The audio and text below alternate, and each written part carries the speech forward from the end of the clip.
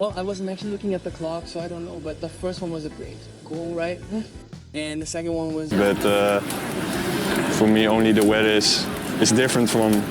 Bisa jadi sorotan besar di Asia. Begini pernyataan pemain timnas Jepar Takefusa Kubo usai melihat timnas Indonesia U23 nyaris kalahkan Mali U23 tadi malam di FIFA Matchday 2025. Sampai heran, padahal Jepang aja kalah lawan Mali U23 beberapa waktu lalu. Sampai sebut Mauro Zylstra, Ivar Jenner begini, bahkan tuntut PSSI pecat Indra Syafri dan digantikan Nova Arianto. Benarkah? Mantap, ini baru kabar bahagia. Inilah update ranking FIFA terbaru usai timnas Indonesia tahan imbang Mali semalam. Apakah langsung salib Vietnam dan Thailand untuk menduduki posisi 100 besar dunia? Temukan jawabannya di sini.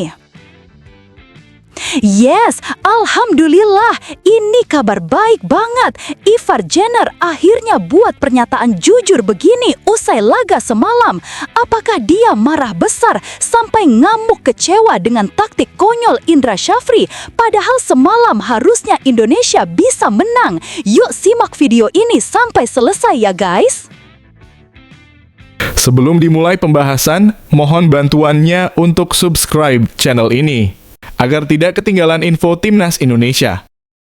Dilansir dari situs web Fiksi Garuda tepat hari ini, dalam sebuah pertandingan uji coba FIFA Matchday yang sangat dinantikan, Timnas Indonesia U23 yang dilatih oleh Indra Syafri berhasil menunjukkan kejutan besar dengan menahan imbang Mali U23 di Stadion Pakansari, Bogor pada malam kemarin. Tidak hanya para pendukung sepak bola Indonesia yang terkejut dengan hasil tersebut, namun Kapten Timnas Jepang U23, Takefusa Kubo, yang tengah sibuk mengikuti latihan bersama Timnas Jepang, juga tidak bisa menyembunyikan rasa takjubnya. Kubo, yang menyaksikan pertandingan tersebut lewat siaran streaming, mengungkapkan bahwa ia merasa terkejut dengan perubahan strategi yang ditunjukkan oleh Timnas Indonesia U23 yang sebelumnya mengalami kekalahan telak 3-0 pada leg pertama melawan Mali. Bahkan, ia mengaku sangat terkesan dengan penampilan tim asuhan Indra Syafri meskipun akhirnya pertandingan berakhir imbang. Saya benar-benar terkejut melihat perkembangan yang terjadi. Pada leg pertama, Indonesia kalah 3-0 dan saya pikir tim ini kesulitan untuk mengimbangi Mali. Namun di leg kedua, mereka nyaris menang 2-1 dan akhirnya berakhir imbang 2-2. Ini sebuah perubahan luar biasa, ujar Kubo dengan nada yang penuh kekaguman. Kubo, yang sebelumnya memimpin Jepang U23 dalam pertandingan melawan Mali U23 di ajang uji coba yang sama beberapa waktu lalu, juga mengungkapkan bahwa ia sangat terkesan dengan peningkatan yang diperlihatkan oleh Indonesia. Kami yang juara Asia saja tidak mampu menang melawan Mali. Waktu itu kami kalah 1-0 meski menguasai pertandingan dengan lebih banyak penguasaan bola. Namun serangan balik Mali yang sangat cepat dan mematikan membuat kami kecolongan dan akhirnya kalah. Lanjut Kubo mengenang pertemuan Jepang dengan Mali. Kubo menekankan bahwa serangan balik Mali adalah salah satu aspek yang sangat berbahaya dan Indonesia U23 yang sempat ketinggalan 0-1 sebelum akhirnya mampu menyamakan kedudukan dan bahkan nyaris memenangkan laga, mampu mengatasi ancaman tersebut dengan cukup baik. Mali punya serangan balik yang luar biasa cepat dan efektif. Kami sudah merasakan betapa sulitnya menghadapinya. Tapi saya melihat Indonesia U23 mampu menunjukkan ketangguhan mental yang luar biasa dalam menghadapi tim yang sangat kuat seperti Mali, ujar Kubo. Meskipun hasil akhirnya imbang, bagi Kubo, permainan Timnas Indonesia U23 adalah langkah maju yang besar. Indonesia menunjukkan progres yang sangat pesat. Mereka berhasil menahan Mali yang terkenal dengan fisik dan kecepatan luar biasa. Secara keseluruhan, Indonesia menunjukkan bahwa mereka bisa bersaing dengan tim-tim besar meskipun kekurangan pengalaman internasional. Lanjut Kubo. Dalam kesempatan tersebut, Takefusa Kubo juga memberi pujian khusus kepada beberapa pemain kunci Timnas Indonesia yang menurutnya tampil luar biasa. Tiga pemain yang ia sebutkan adalah Ivar Jenner, Rafael Struijk, dan Mauro Zylstra. Ivar Jenner, Rafael Struijk, dan Mauro Zylstra tampil sangat impresif sepanjang pertandingan. Mereka memiliki teknik yang sangat bagus dan kemampuan untuk membaca permainan dengan sangat baik, ujar Kubo dengan penuh pujian. Pemain muda asal Belanda, Ivar Jenner, yang sebelumnya tampil sebagai gelandang kreatif, terlihat sangat mengontrol jalannya pertandingan.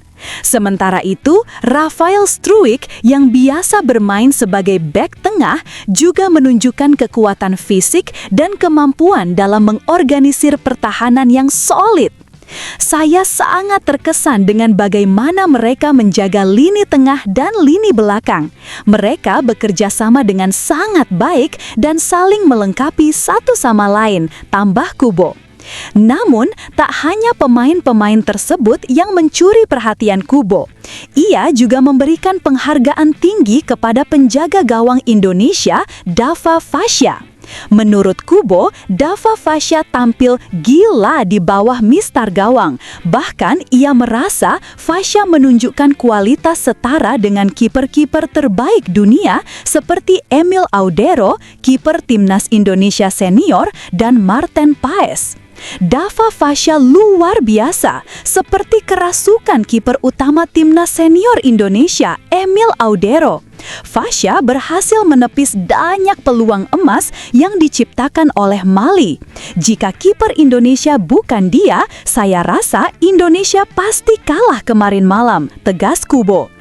Dava Fasya memang menjadi bintang dalam laga tersebut dengan menyelamatkan banyak peluang berbahaya dari pemain Mali. Bahkan beberapa di antaranya adalah peluang emas yang bisa saja mengubah jalannya pertandingan. Penampilan gemilang ini membuat Kubo semakin yakin bahwa jika Indonesia terus memiliki kiper dengan kualitas seperti Fasya, mereka akan lebih sulit dikalahkan. Di balik pujiannya terhadap para pemain, Takefusa Kubo juga tidak ragu untuk memberikan kritik terhadap pelatih Timnas Indonesia U23. Kubo menilai bahwa meskipun Indonesia U23 telah memperlihatkan banyak potensi, namun sisi taktik dan strategi yang diterapkan oleh Indra Syafri masih jauh dari maksimal. Saya jujur saja merasa Indra Syafri itu pelatih yang miskin taktik. Indonesia sebenarnya bisa bermain lebih baik lagi jika ada peningkatan dari sisi strategi dan cara bermain, kritik Kubo. Kubo menambahkan bahwa meskipun tim Indonesia sudah menunjukkan perbaikan dalam hal semangat dan kemampuan individu, strategi yang diterapkan oleh Indra Syafri menurutnya masih bisa lebih optimal. Mereka seharusnya bisa lebih efektif dalam penguasaan bola dan penempatan posisi. Taktik yang lebih rapi akan membuat Indonesia lebih berbahaya.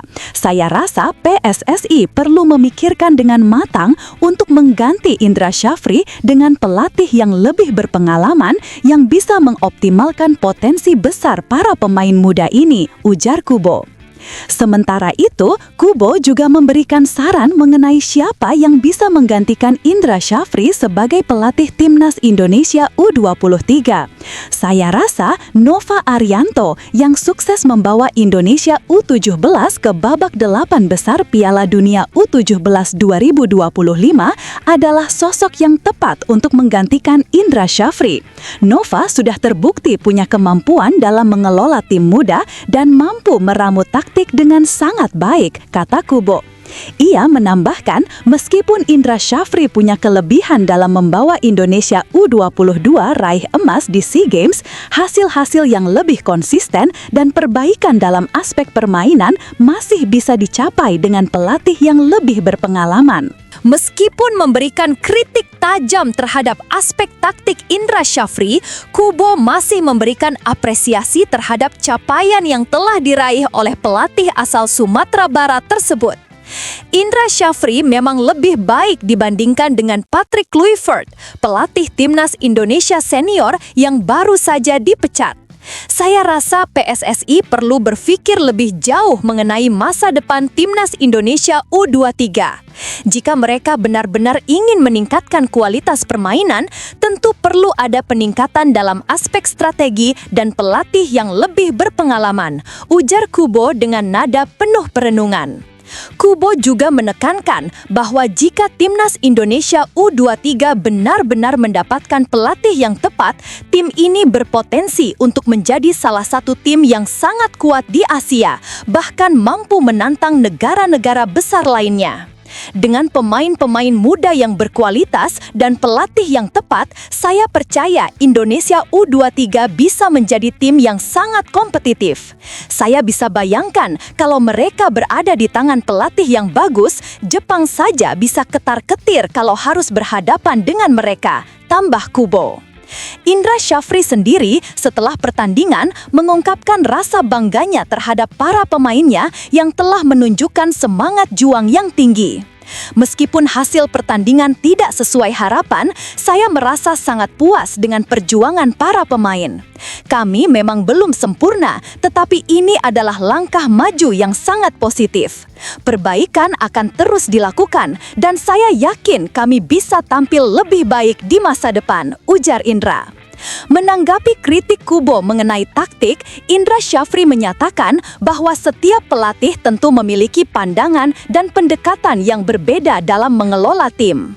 Saya menghargai setiap kritik yang diberikan dan itu menjadi bahan evaluasi untuk kami. Namun, kami tetap akan berfokus pada perkembangan tim dan saya yakin tim ini bisa menjadi lebih baik, kata Indra.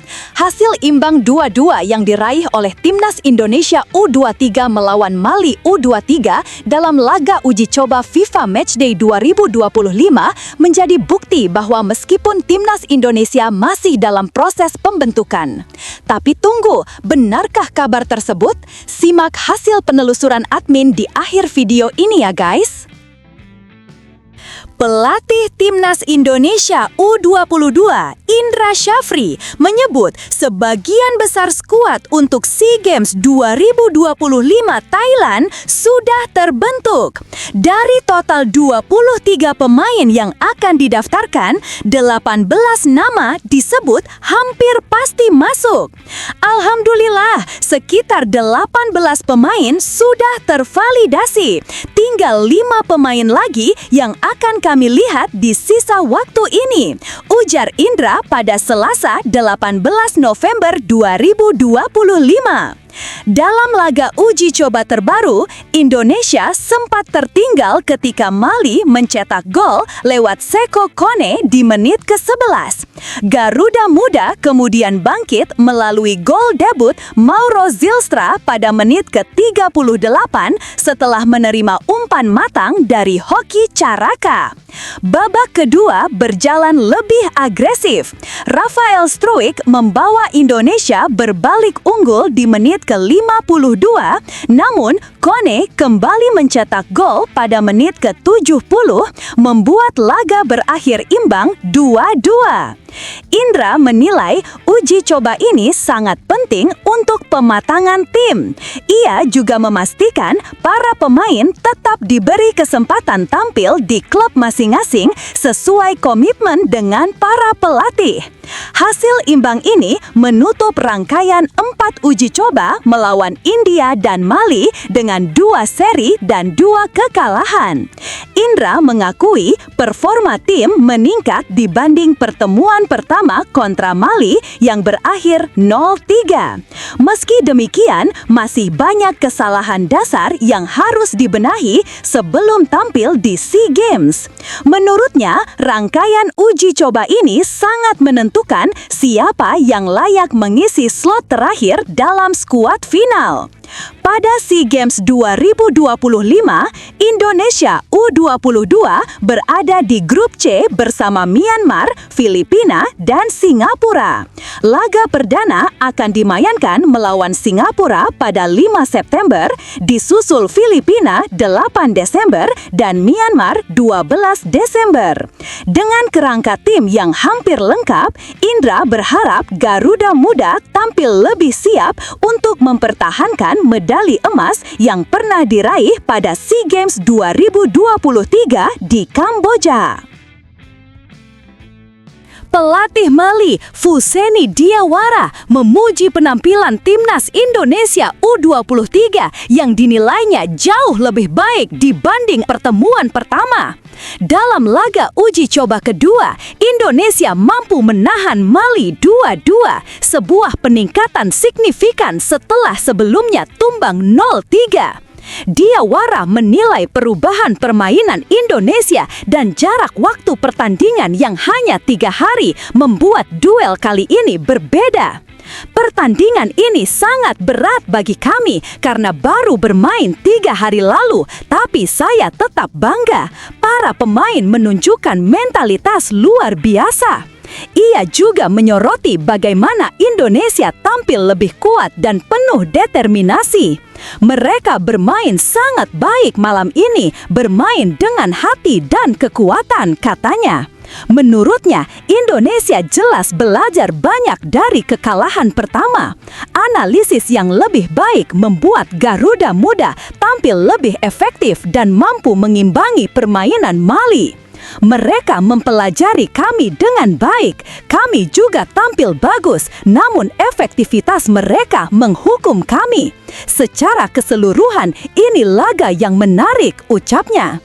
Uji coba melawan Mali menjadi bagian dari persiapan Indonesia menuju SEA Games 2025, di mana Garuda Muda bakal tampil sebagai juara bertahan. Usai pertandingan, skuad U23 tetap melanjutkan pemusatan latihan hingga turnamen dimulai. Pelatih Timnas Indonesia U22, Indra Syafri, menegaskan bahwa keterlibatan para pemain abroad di SEA Games 2025 Thailand masih belum dapat dipastikan. Hal ini terjadi karena SEA Games tidak masuk kalender resmi FIFA, sehingga klub berhak penuh menahan pemain mereka. Semua pemain abroad belum bisa dipastikan bergabung karena SEA Games bukan FIFA Matchday, ujar Indra usai laga uji coba kontra Mali U22 di Stadion Pakansari, Selasa. Nama-nama seperti Ivar Jenner, Mauro Zylstra, dan Dion Marks memang sudah mengikuti pemusatan latihan, namun peluang mereka tampil di SEA Games tetap bergantung pada restu klub. Selain itu, PSSI juga tengah mengupayakan izin untuk Marcelino Ferdinand, Adrian Wibowo, dan Tim Gapens. Indra menyebut Ketua Umum PSSI, Erick Thohir, kini sedang melakukan komunikasi intensif dengan klub-klub terkait. Surat sudah kami kirimkan, semoga hasilnya positif, ucap Indra. Ia meminta publik tidak buru-buru menganggap pemain abroad pasti tampil. Ivar dan Marcelino belum pasti. Kami baru umumkan jika sudah ada jawaban resmi, tegasnya. Pernyataan Indra sedikit berbeda dengan pernyataan Ketua BTN, Sumarji, sehari sebelumnya. Sumarji mengklaim bahwa Ivar, Mauro, dan Dion sudah mendapat lampu hijau dari klub masing-masing. Ia juga menyebut Marcelino Ferdinand hampir pasti bergabung dan dijadwalkan terbang ke Thailand pada akhir November. Terlepas dari perbedaan informasi, Timnas U22 sangat berharap deretan pemain abroad bisa memperkuat skuad demi misi meraih hasil terbaik di Thailand. Kini, semuanya bergantung pada jawaban resmi dari klub-klub tempat mereka. Bila kabar baik datang, Garuda Muda berpotensi tampil dengan skuad yang jauh lebih kompetitif. Gelandang Timnas U22 Indonesia, Ivar Jenner, menegaskan bahwa dirinya tidak merasa terbebani meski kini dipercaya sebagai kapten baru Garuda Muda. Menurutnya, pelatih Indra Syafri tidak memberikan tugas-tugas berat yang membuatnya tertekan. Timnas U22 baru saja menjalani 2 uji coba kontra Mali sebagai bagian dari persiapan menuju SEA Games 2025. Pada pertemuan pertama, Indonesia kalah 0-3. Namun, bangkit dan bermain imbang 2-2 pada laga kedua di Stadion Pakansari, Bogor, Selasa 18 November 2025. Di dua pertandingan tersebut, Indra menunjuk Ivar sebagai kapten menggantikan Kadek Arel. Pemain FC Utrecht itu mengaku sangat berterima kasih atas kepercayaan yang diberikan. Ia merasa pengalaman bermain di tim utama klub serta caps di timnas senior membantunya memimpin Garuda Muda. Pelatih menunjuk saya sebagai kapten, tentu saya sangat berterima kasih. Saya punya pengalaman bermain dengan beberapa pemain, jadi semuanya berjalan baik, kata Ivar. Menurutnya, atmosfer dalam tim sangat positif, sehingga ia cepat menyatu dengan rekan-rekannya. Hal itulah yang membuatnya nyaman menjalankan peran sebagai pemimpin di lapangan. Saya pribadi orang yang positif. Saya sudah mengenal banyak pemain lokal, baik di dalam maupun luar lapangan. Tutur gelandang berusia 21 tahun itu. Meski timnas U22 membawa misi besar mempertahankan gelar di SEA Games Thailand pada 3-8 Desember 2025, Ivar tetap santai. Ia menekankan bahwa Indra tidak membebaninya dengan tanggung jawab berlebihan. Saya tidak merasa tekanan karena pelatih sangat baik. Dia tidak memberi saya banyak tugas, hanya mengharapkan kerja keras, kepemimpinan, dan kemampuan membantu rekan-rekan, ujarnya. Bagi Ivar, tugas terpenting adalah memastikan seluruh pemain tampil maksimal demi hasil terbaik. Sejauh ini, ia merasa peran barunya berjalan lancar dan sesuai dengan karakter yang ia miliki.